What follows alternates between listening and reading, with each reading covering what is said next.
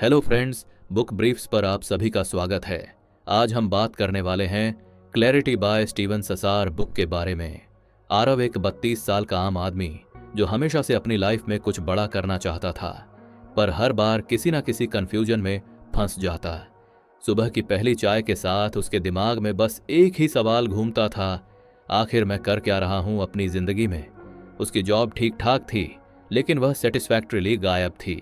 ऊपर से घर की रिस्पॉन्सिबिलिटीज, लोन्स और खुद को प्रूव करने का प्रेशर। उस दिन जब आरव अपनी पुरानी किताबें रीअरेंज कर रहा था, तो एक डस्टी कार्डबोर्ड बॉक्स में उसे एक किताब मिली, clarity, how to get it, how to keep it and how to use it to balance your life by Steven ससार। उसने यह किताब कब खरीदी थी उसे खुद याद नहीं था। उसने कैजुअली पन्ने पलटने शुरू किए। पहले ही पेज पर बोल्ड लेटर्स में लिखा था, द इम्पोर्टेंस ऑफ क्लैरिटी। नीचे लिखा था, developing clarity in your life is crucial for making informed decisions and achieving goals. शायद यह वही चीज थी जो उसकी लाइफ से मिसिंग थी। उसने चाय का कप उठाया और सोफा पर कंफर्टेबल बैठ गया। उसने किताब का पहला चैप्टर पढ़ना शुरू किया। पहले चैप्टर में बताया गया था कि क्लैरिटी मतलब सिर्फ चीजों को देखना या समझना नहीं है। यह समझना है कि आपकी प्रायोरिटी क्या है। जो सच में मैटर करता है उसे पकड़ना और बाकी डिस्ट्रैक्शंस को हटाना। इसमें एक लाइन थी जिसने आरव को सोचने पर मजबूर कर दिया, a clear vision allows you to navigate challenges more effectively. Aarav ने खुद से सवाल किया, मेरी विजन क्या है? What do I truly want from my life? उसे जवाब नहीं पता था और यही उसकी सबसे बड़ी प्रॉब्लम थी। उसने किताब में आगे पढ़ा कि क्लैरिटी न सिर्फ आपको सही डिसीजंस लेने में मदद करती है, बल्कि आपकी एनर्जी और टाइम को भी सही जगह इन्वेस्ट करवाती है। आरव को ऐसा लगा जैसे यह किताब उसके लिए ही लिखी गई है। किताब ने उसे एक छोटी सी एक्सरसाइज दी। उसने लिखा, write down the 5 most important things in your life. Aarav ने पेन उठाया और कुछ देर सोचने के बाद लिखा, एक परिवार, 2 स्वास्थ्य, 3 करियर, 4 आर्थिक स्वतंत्रता, 5 शांति का मन। जब उसने लिखा तो उसे रियलाइज हुआ कि वह इन 5 प्रायोरिटी से कंप्लीट अलग डायरेक्शन में जा रही थी। उसकी फैमिली के लिए टाइम ही नहीं था।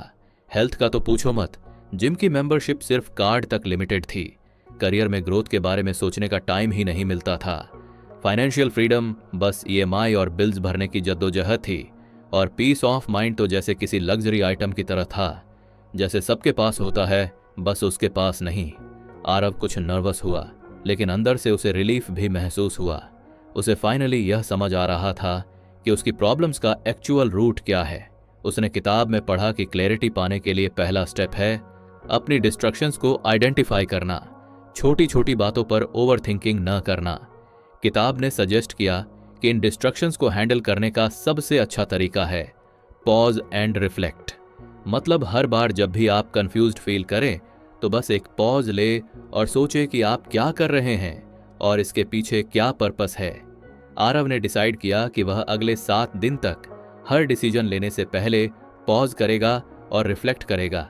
उसने किताब बंद की और अपने दिन की शुरुआत की। पहला चैलेंज उसे उसी दिन शाम को मिला। उसका कॉलेज का दोस्त आकाश उसे कॉल करके कहता है, चलो यार वीकेंड पर गोवा चलते हैं। आरव पहले एक्साइटेड हुआ, लेकिन फिर उसे याद आया पॉज एंड रिफ्लेक्ट। उसने खुद से पूछा, क्या यह ट्रिप मेरी प्रायोरिटी में से किसी को फुलफिल कर रहा है? और उसे समझ आया कि फिलहाल उसका गोल फाइनेंशियल फ्रीडम है। गोवा ट्रिप सिर्फ उसकी सेविंग्स में डेंट डालेगा। उसने पोलाइट मना कर दिया। आकाश ने कुछ मजाक उड़ाया, यार तू बोरिंग हो गया है, लेकिन आरव को सरप्राइजिंगली कोई फर्क नहीं पड़ा। उसने पहली बार अपने डिसीजन में क्लैरिटी महसूस की। अगले दिन ऑफिस में एक और इंटरेस्टिंग चीज हुई। उसका बॉस एक नया प्रोजेक्ट असाइन करना चाहता था जिसमें ओवर टाइम लगना तय था। आरव पहले तो हाँ बोलने ही वाला था, लेकिन फिर उसने पॉज किया और रिफ्लेक्ट किया। उसने सोचा, अगर मैं यह प्रोजेक्ट लेता हूं तो मेरी हेल्थ और फैमिली टाइम का क्या होगा? उसने रिस्पेक्टफुली मना कर दिया। उसकी क्लैरिटी धीरे धीरे उसकी लाइफ के हर एस्पेक्ट में दिखने लगी।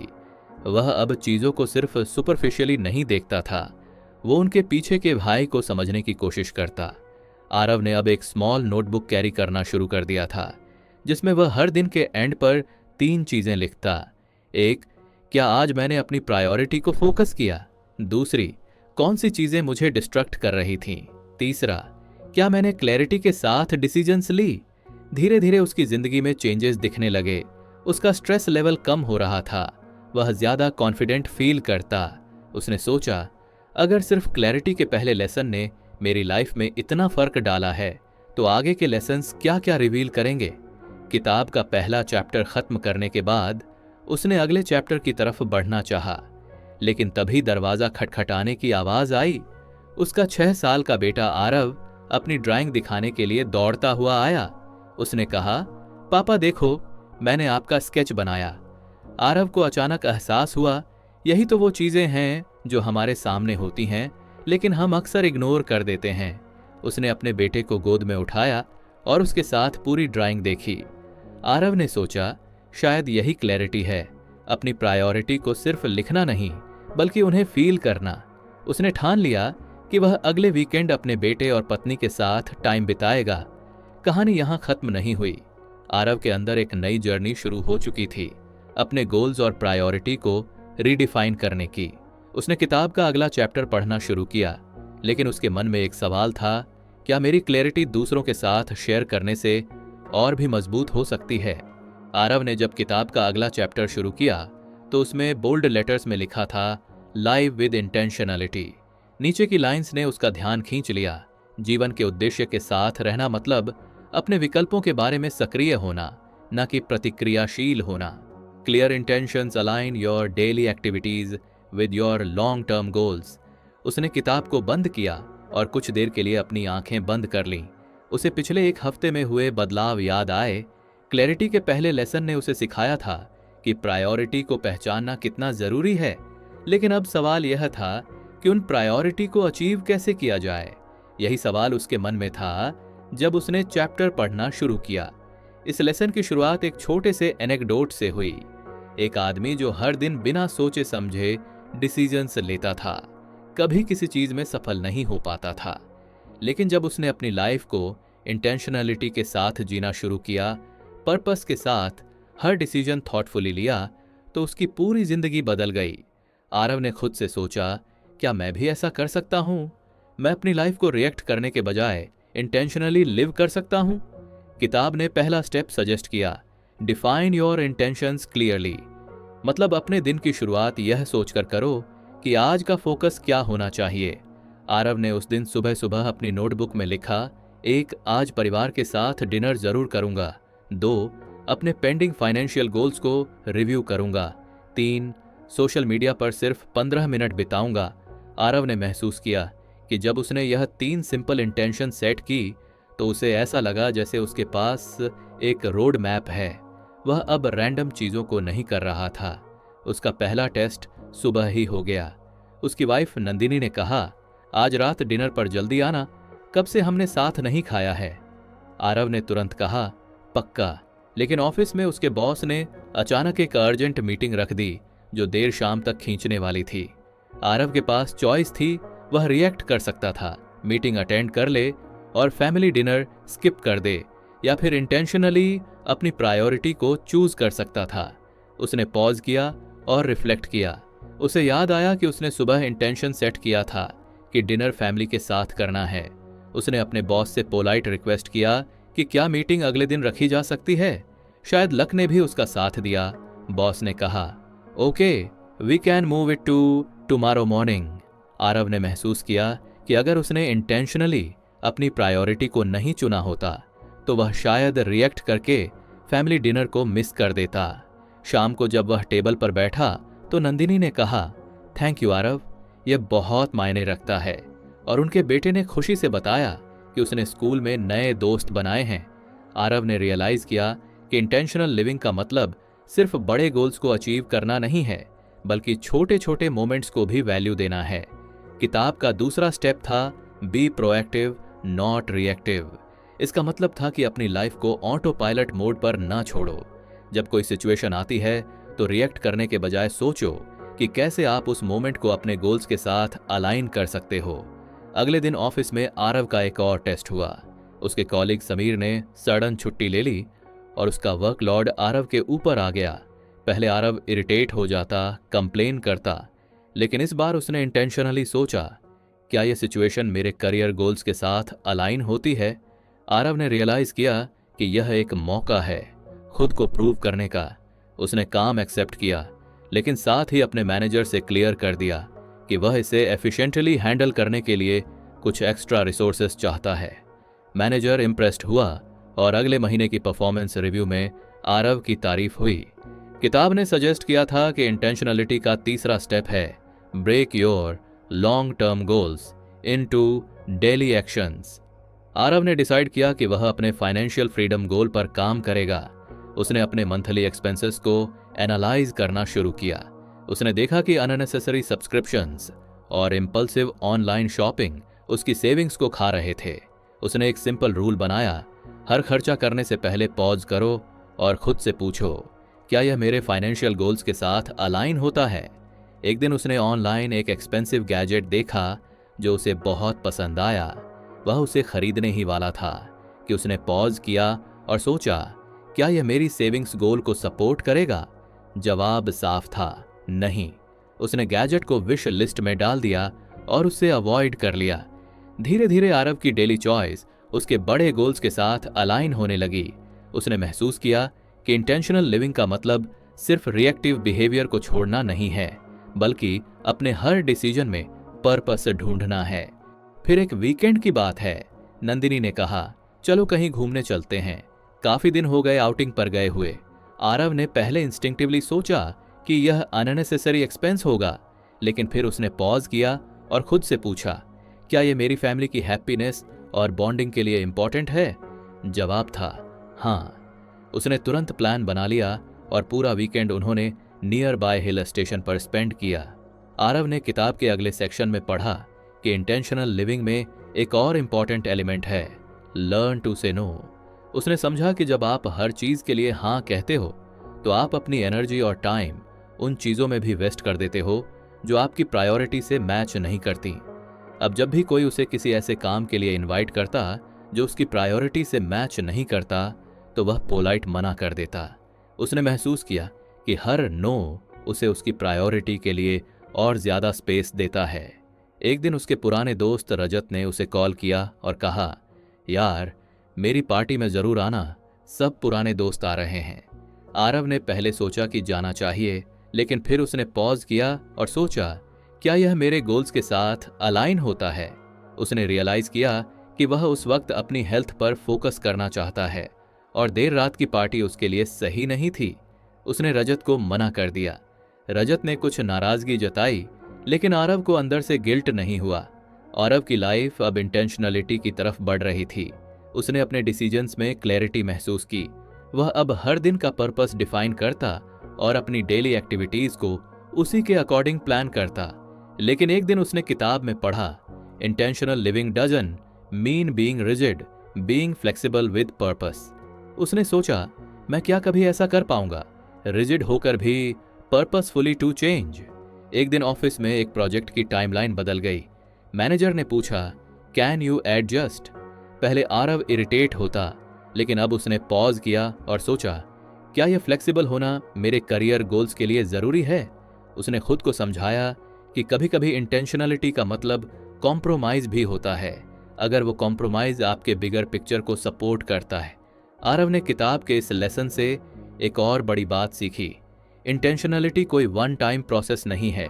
यह हर दिन, हर मोमेंट, हर डिसीजन में प्रैक्टिस करनी पड़ती है। उसने अपने नोटबुक के लास्ट पेज पर एक चीज लिखी, live each day with purpose so that when you look back you don't regret how you spent your time. Aarav अब क्यूरियस था कि किताब के अगले लेसन में उसे क्या सिखाया जाएगा। उसने किताब को क्लोज किया और अपने अगले डे के लिए इंटेंशन सेट करने लगा। अगली सुबह आरव ने किताब का अगला चैप्टर खोला। इसमें बोल्ड लेटर्स में लिखा था बैलेंस, नीचे लिखा था संतुलन प्राप्त करना। विभिन्न जीवन के पहलुओं, काम, संबंध, स्वास्थ्य और व्यक्तिगत विकास के बीच आवश्यक है जीवन के सामान्य कल्याण के लिए। आरव ने चैप्टर पढ़ना शुरू किया, लेकिन उसकी आंखें बार बार इस एक लाइन पर रुक रही थीं। जब एक क्षेत्र आपकी जिंदगी को डोमिनेट करता है तो असंतुलन तनाव और असंतुष्टि का कारण बनता है। उसने पॉज किया और अपनी लाइफ पर नजर डाली। उसने सोचा, क्या मैं अपनी लाइफ में बैलेंस मेंटेन कर पा रहा हूं? जवाब उसके सामने साफ था, नहीं। ऑफिस की डेडलाइंस इतनी हैवी थी कि वह कई बार फैमिली टाइम मिस कर देता। हेल्थ तो जैसे उसकी प्रायोरिटी लिस्ट से गायब हो चुकी थी। पर्सनल ग्रोथ बस संडे को कोई रैंडम किताब पढ़ लेने तक सीमित थी। उसे लगा कि उसकी लाइफ में खुशी के बजाय रिग्रेट्स थे। ये पढ़ते ही आरव का दिल कुछ भारी हो गया। उसने सोचा, क्या मैं भी कहीं ऐसा ही तो नहीं कर रहा? उसने डिसाइड किया कि वह इस इम्बैलेंस को ठीक करेगा। उसने चैप्टर में दिए गए स्ट्रैटेजी पर ध्यान देना शुरू किया। पहला स्टेप था आइडेंटिफाई दीड की पिलर्स, वर्क, रिलेशनशिप्स, हेल्थ और पर्सनल ग्रोथ। आरव ने अपनी नोटबुक निकाली और चारों पिलर्स के लिए एक एक पेज बनाया। उसने लिखा, एक वर्क बहुत ज्यादा टाइम और एनर्जी ले रहा है, सेटिस्फैक्शन कम हो रहा है। 2 रिलेशनशिप्स, दोस्तों और रिलेटिव्स से कनेक्शन ऑलमोस्ट खत्म हो गया है। 3 हेल्थ नॉट नेग्लेक्टेड, जिम की मेंबरशिप सिर्फ कार्ड तक सीमित है। डाइट कंप्लीट अनहेल्दी है। 4 पर्सनल ग्रोथ स्पोरेडिक, कभी कभी किताबें पढ़ लेता हूं लेकिन कोई कंसिस्टेंट एफर्ट नहीं है। जब उसने इन चारों पिलर्स को देखा तो उसे रियलाइज हुआ कि सारी एनर्जी सिर्फ वर्क में जा रही है और बाकी तीनों एरियाज सफर कर रहे हैं। किताब ने सजेस्ट किया कि बैलेंस लाने का पहला स्टेप है set boundaries for each area. Aarav ने सोचा, बाउंड्रीज का मतलब क्या है? किताब ने समझाया कि बाउंड्रीज का मतलब है हर एस्पेक्ट के लिए डेडिकेटेड टाइम और स्पेस रखना। उसने डिसाइड किया कि वह हर दिन शाम 7 बजे के बाद ऑफिस का काम नहीं करेगा। हर वीकेंड फैमिली के साथ आउटिंग या कोई एक्टिविटी करेगा। रोज सुबह 30 मिनट एक्सरसाइज के लिए रखेगा। हर हफ्ते एक नए स्किल या किताब पर काम करेगा।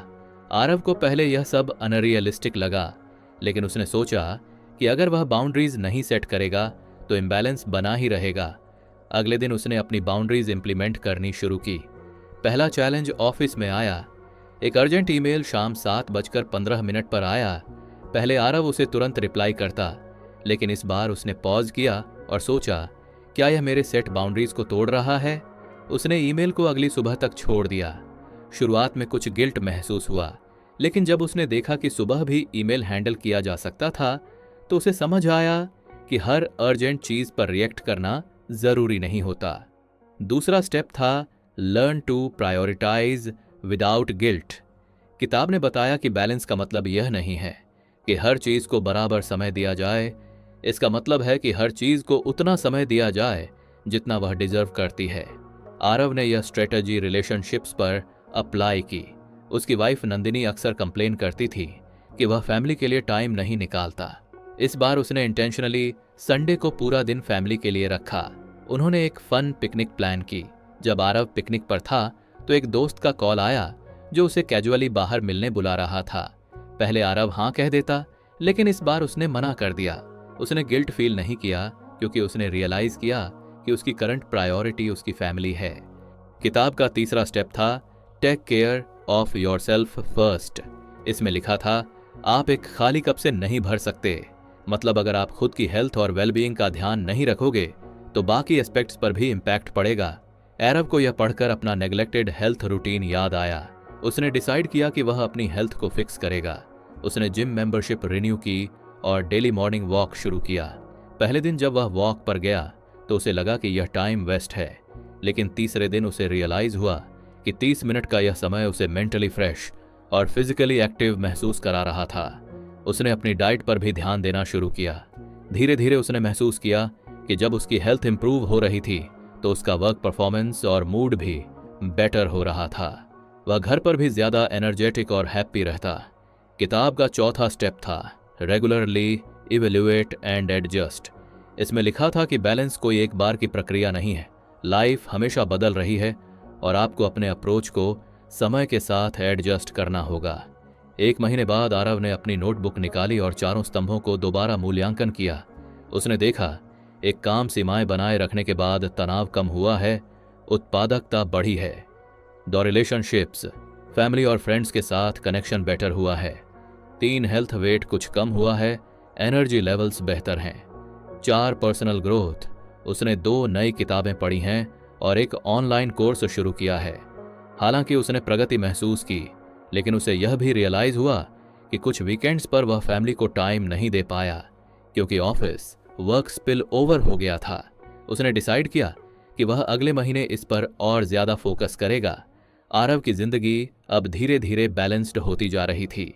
उसने किताब के इस लेसन से सीखा कि बैलेंस कोई फाइनल डेस्टिनेशन नहीं है, यह एक ऑनगोइंग प्रोसेस है जिसे रोज प्रैक्टिस करना होता है। उसने खुद से वादा किया कि वह हर महीने अपनी लाइफ का बैलेंस इवेल्युएट करेगा। उसने किताब को बंद किया और सोचा अगले चैप्टर में कौन सा नया लेसन मिलेगा। आरव ने अगली सुबह अपनी किताब खोली और नए चैप्टर का टाइटल पढ़ा, जंक से छुटकारा पाएं। इस लेसन की पहली ही लाइन ने उसे सोचने पर मजबूर कर दिया। To gain clarity and achieve your goals you must eliminate the junk that holds you back, be it physical, mental और इमोशनल क्लटर। आरव ने खुद से पूछा, मेरी लाइफ में ऐसा क्या जंक है जो मुझे रोक रहा है? उसे पहले तो कुछ समझ नहीं आया, लेकिन जैसे जैसे उसने चैप्टर पढ़ा उसकी आंखें खुलने लगीं। किताब में एक छोटा सा एक्सरसाइज बताया गया था। एक पीस ऑफ पेपर लो और उसमें 3 कॉलम्स बनाओ। एक शारीरिक गंदगी, 2 मानसिक गंदगी, 3 भावनात्मक गंदगी। आरव ने नोटबुक निकाली और लिखना शुरू किया। शारीरिक गंदगी, पुराने कपड़े जो सालों से अलमारी में रखे हैं, वो गैजेट्स जो खराब हैं लेकिन फेंकने का कभी सोचा नहीं, डेस्क पर पड़ी फाइलें और रैंडम नोट्स जिनका अब कोई काम नहीं।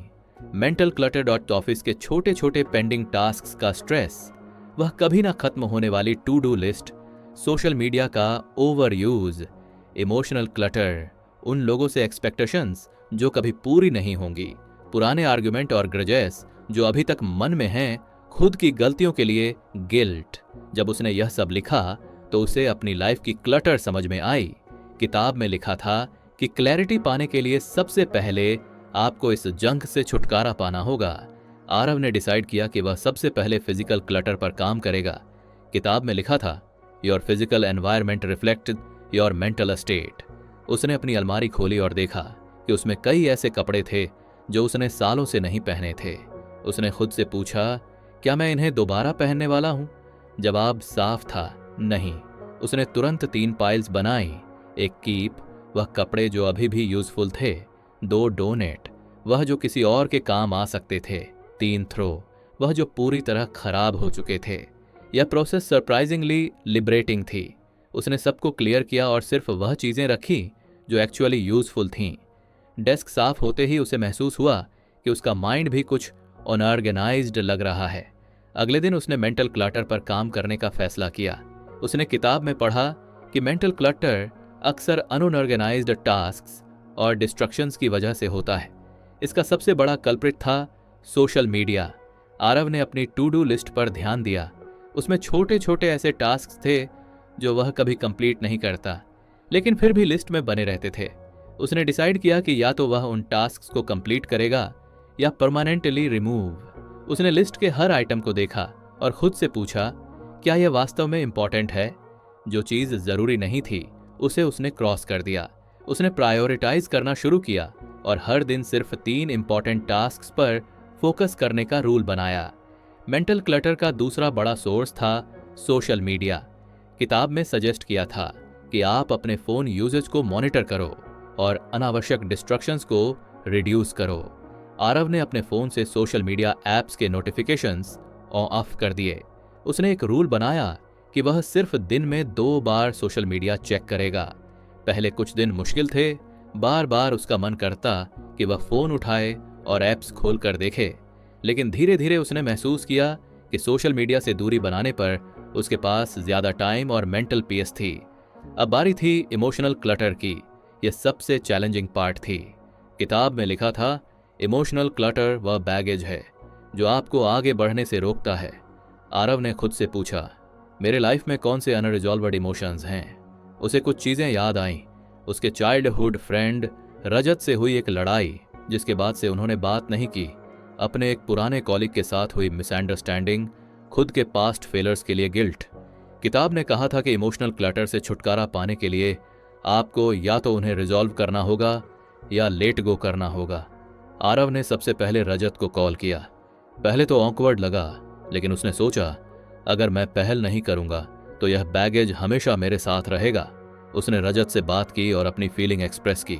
सरप्राइजिंगली रजत ने भी यही कहा कि वह भी रिकन्सिलिएशन चाहता था। उसने अपने कॉलीग को एक ईमेल लिखा जिसमें उसने अपनी तरफ से मिसअंडरस्टैंडिंग के लिए माफी मांगी। जवाब में उसने भी माफी मांगी। आरव को ऐसा लगा जैसे उसके दिल से कोई बोझ हट गया हो। गिल्ट को हैंडल करना सबसे कठिन था। उसने अपनी गलतियों के लिए खुद को माफ करने का डिसीजन लिया। उसने लिखा, गलतियां इंसान को बेटर बनाती हैं, मैं इन्हें अपने ऊपर वेट बनने नहीं दूंगा। आरव ने धीरे धीरे अपने लाइफ के हर एस्पेक्ट में जंक को एलिमिनेट करना शुरू कर दिया। उसने महसूस किया कि जब डिस्ट्रक्शंस और नेगेटिविटी कम होती है तो क्लैरिटी नेचुरली बढ़ती है। इस पूरे प्रोसेस के बाद उसने अपनी नोटबुक में लिखा, फिजिकल क्लटर हटाने के बाद मेरा स्पेस और माइंड दोनों ऑर्गेनाइज्ड है। मेंटल क्लटर रिड्यूस करने के बाद मुझे फोकस करने में आसानी हो रही है। इमोशनल क्लटर क्लियर करने से मेरे रिलेशनशिप्स और इनर पीस इंप्रूव हुए हैं। उसने किताब को बंद किया और सोचा कि अगला चैप्टर मुझे इससे भी ज्यादा पावरफुल लेसन देगा। अगले दिन सुबह की चाय के साथ आरव ने किताब का नया चैप्टर खोला। टाइटल पढ़ते ही उसे एक अलग सी एक्साइटमेंट महसूस हुई, द पावर ऑफ एक्सपोजर। शुरुआत की लाइनें थीं, ग्रोथ और क्लैरिटी आती है जब आप अपने कंफर्ट जोन से बाहर निकलते हैं और खुद को नए विचारों, लोगों और अनुभवों के सामने लाते हैं। आरव को यह पढ़कर लगा कि उसकी लाइफ में शायद यही सबसे ज्यादा मिसिंग था। पिछले कुछ सालों में उसकी रूटीन इतनी प्रिडिक्टेबल और मोनोटोन हो चुकी थी कि उसमें कोई नई चीज या एक्साइटमेंट बची ही नहीं थी। किताब ने बताया कि एक्सपोजर सिर्फ ट्रैवल तक सीमित नहीं है, यह हर उस चीज से जुड़ा है जो आपकी सोच और पर्सपेक्टिव को ब्रॉड करे, चाहे वह कोई नई किताब हो, किसी अनजान इंसान से बातचीत हो या फिर कोई स्किल सीखने का प्रयास। आरव ने चैप्टर पढ़ते हुए खुद से सवाल किया, मैंने आखिरी बार अपनी कंफर्ट जोन के बाहर कदम कब रखा था? जवाब के तौर पर कुछ खास याद नहीं आया। उसने तय किया कि इस बार वह किताब के लेसन को पूरी तरह से अपनी लाइफ में अप्लाई करेगा। किताब ने एक सिंपल सा एक्सरसाइज सजेस्ट किया, list down 5 new things you always wanted to try but never did because own of fear. Aarav ने अपनी नोटबुक निकाली और सोचना शुरू किया। उसने लिखा, एक किसी न्यू स्किल को सीखना जैसे गिटार बजाना, 2 एक सोलो ट्रिप पर जाना, 3 किसी ऐसे इंसान से बात करना जिससे मैं हमेशा अवॉइड करता रहा हूं, 4 किसी कंप्लीट डिफरेंट कल्चर को एक्सप्लोर करना, 5 वॉलंटियरिंग करना। पहला स्टेप था try a new skill. Aarav ने सोचा कि उसे बचपन से गिटार सीखने का शौक था, लेकिन वह कभी सीरियस नहीं हुआ। उसने उसी दिन ऑनलाइन सर्च किया और पास के एक म्यूजिक इंस्टीट्यूट में वीकेंड क्लासेस के लिए रजिस्टर कर लिया। पहली क्लास में जाते हुए आरव कुछ नर्वस था। वहां पर बाकी लोग भी नए थे, लेकिन सबका कॉन्फिडेंस उससे ज्यादा लग रहा था। पहले सेशन में वह कुछ कॉर्ड सीखने की कोशिश कर रहा था और बार बार गलतियां कर रहा था, लेकिन सरप्राइजिंगली उसे इन गलतियों में मजा आ रहा था। 1 महीने बाद जब वह अपनी पहली छोटी सी ट्यून बजा पाया तो उसे जो खुशी मिली वह उसने बहुत समय से महसूस नहीं की थी। उसे समझ आया कि कुछ नया सीखना सिर्फ स्किल हासिल करने का मामला नहीं है, बल्कि यह आपको एक नया पर्सपेक्टिव और कॉन्फिडेंस देता है। दूसरा स्टेप था go on a solo trip. यह आरव के लिए सबसे चैलेंजिंग था। वह हमेशा ग्रुप ट्रिप या फैमिली वेकेशंस का हिस्सा रहा था, लेकिन इस बार उसने एक अलग जगह चुनने का फैसला किया। उसने हिमाचल के एक छोटे से गांव की तरफ रुख किया। ट्रिप के दौरान सबसे बड़ा डर था, क्या मैं अकेला बोर हो जाऊंगा? लेकिन जैसे ही उसने वहां की शांत वादियों में टाइम बिताना शुरू किया, उसने रियलाइज किया कि अकेलापन डरावना नहीं है। उसने वहां नए लोगों से बातें की, एक लोकल टी सेलर, एक आर्टिस्ट जो पहाड़ों में अपने आर्ट के लिए इंस्पिरेशन ढूंढ रहा था, और एक सोलो ट्रैवलर जो अपनी लाइफ की कहानियां शेयर कर रहा था।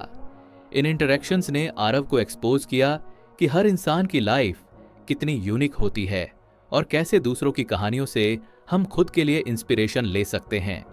तीसरा स्टेप था talk to someone you avoid. Aarav ने सोचा कि उसकी ऑफिस की एक कॉलीग थी निहारिका, जिससे उसकी कभी जमती नहीं थी। वो दोनों हमेशा फॉर्मल बातें करते और आरव उसे कुछ रूड और इगोटिस्टिक समझता था। किताब में लिखा था, sometimes your assumptions about people block you from forming meaningful connections.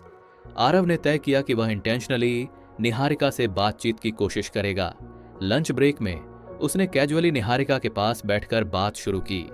शुरू में ऑन कवर्ड था, लेकिन धीरे धीरे उसने महसूस किया कि निहारिका का रूड एटीट्यूड दरअसल उसकी रिजर्व्ड नेचर का हिस्सा था। उसने निहारिका से उसकी हॉबीज और इंटरेस्ट्स के बारे में पूछा और सरप्राइजिंगली उन्होंने कई चीजों में कॉमन पाया। उस एक बातचीत के बाद निहारिका से उसकी प्रोफेशनल रिलेशनशिप काफी बेहतर हो गई। आरव ने सीखा कि कभी कभी एक्सपोजर सिर्फ अलग एक्सपीरियंस से नहीं, बल्कि लोगों से ओपन माइंडेड होकर जुड़ने से भी आता है। चौथा स्टेप था एक्सप्लोर अ डिफरेंट कल्चर। किताब ने सजेस्ट किया था कि आप अपनी सोच को ब्रॉड करने के लिए किसी दूसरी कल्चर को करीब से समझने की कोशिश करें। आरव ने अपने एक साउथ इंडियन कॉलीग श्रीनिवास से बातचीत शुरू की। श्रीनिवास ने उसे अपने घर खाने पर इनवाइट किया। वहां आरव ने पहली authentic authentic south Indian food खाया और उनके त्योहार ओणम के बारे में सुना। उसने देखा कि कैसे अलग कल्चर्स में ट्रेडिशंस और वैल्यूज अलग होते हैं, लेकिन इमोशंस सब जगह एक जैसे होते हैं। इस एक्सपोजर ने आरव को कल्चरल डाइवर्सिटी के बारे में एक नई एप्रिसिएशन दी। उसे लगा कि जब तक हम दूसरे कल्चर्स को समझने की कोशिश नहीं करते, तब तक हम अपनी नैरो माइंडेडनेस से बाहर नहीं निकल सकते। पांचवा स्टेप था volunteer for a cause. Aarav ने डिसाइड किया कि वह किसी अच्छे कॉज के लिए कंट्रीब्यूट करेगा। उसने पास के एक एनजीओ से कांटेक्ट किया जो अंडर प्रिविलेज्ड बच्चों को पढ़ाने का काम करता था। पहले दिन वह कुछ नर्वस था। उसे लगा कि वह बच्चों को कुछ सिखा नहीं पाएगा, लेकिन जब उसने बच्चों के साथ बातचीत शुरू की तो उसने महसूस किया कि वह भी उनसे बहुत कुछ सीख सकता है। एक बच्चे ने उसे पूछा, भैया आपने कभी बड़ा सपना देखा है? इस सवाल ने आरव को अंदर तक झकझोर दिया। उसने रियलाइज किया कि सपनों की बात सिर्फ बड़े सिटीज या प्रिविलेज्ड लोगों तक सीमित नहीं है। इन बच्चों के छोटे छोटे सपने भी उतने ही बड़े और खूबसूरत थे। इस एक्सपीरियंस ने आरव को ग्रेटिट्यूड और ह्यूमिलिटी सिखाई। उसे समझ आया कि ग्रोथ सिर्फ प्रोफेशनल अचीवमेंट्स तक सीमित नहीं है।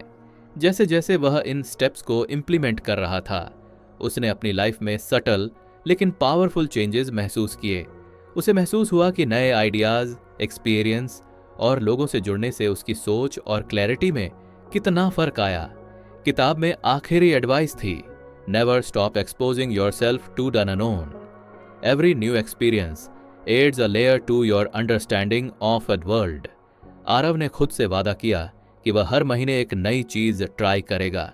तो फ्रेंड्स, यह थी हमारी आज की बुक समरी। आपको कैसी लगी कमेंट करके जरूर बताएं, और धन्यवाद आपका समरी एंड तक सुनने के लिए। और भी वीडियोस के लिए सब्सक्राइब जरूर से करना।